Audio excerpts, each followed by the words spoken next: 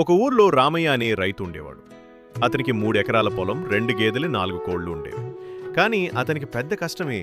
అంటే తను ఎంత శ్రమ పెట్టినా తన కోళ్లు ఎప్పుడు గుడ్డు పెట్టే కావు. ఒకరోజు రామయ్య ఆవేదనతో బజార్కెళ్ళి ఇంటెలిజెంట్ కోడి అని నామమున్న ఓ ప్రత్యేక కోడిని కొన్నాడు. దానికి పేరు జెన్నీ కోడి. అది అమెరికాలో ట్రైనింగ్ తీసుకుని వచ్చిందట. ఒక్క రోజు గడిచింది, గుడ్డు లేదు. 2 రోజులు గుడ్డు లేదు. 3వ రోజు జెన్నీ కోడి ఫ్రిడ్జ్ పక్కన కూర్చుని రామయ్య భార్య గుండ్రంగా వంచిన పూరీ తింటూ ఉంది. రామయ్య, ఏమిట్రా ఇది?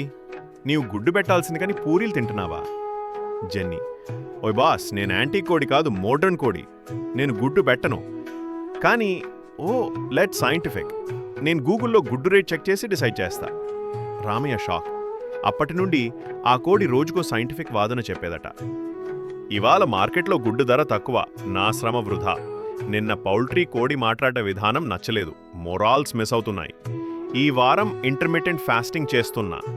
రామయ్య, ఇది కోడా లేక కోచింగ్ క్లాసా? ఒకరోజు జెన్నీ కోడి ఇంటి పిల్లలతో టీవీ చూస్తూ కుక్కు కుక్కు అంటూ డాన్స్ చేస్తూ కూర్చుంది. రామయ్య భార్య, ఇది డాన్స్ చేయటానికి కొన్నావా లేక గుడ్లు పెట్టించడానికి? జెన్నీ కోడి, ఇప్పుడు గుడ్డు పెట్టడం అవుట్డేటెడ్. నేను ఇప్పుడే ఒక ఎగ్ ఎన్ఎఫ్టీ క్రియేట్ చేశాను, అది బ్లాక్ చైన్ మీద బాయ్ ఆర్ బాయ్. ఆ రోజునే రామయ్య బైక్ తీసుకుని పక్క ఊర్లోంచి నాణ్యమైన పల్లె కోడిని తెచ్చాడు. అది 2వ రోజే 3 గుళ్ళు పెట్టింది. జెన్నీ కోడి, నో సీరియస్గా నా తొలపై ఒక దేశీ కోడి మోపుతున్నారా? అన్బిలీవబుల్. రామయ్య, నీకు నీ మొబైల్ ఉండగా నాకు గుడ్డే కావాలి మేడం. కథ ముగింపు.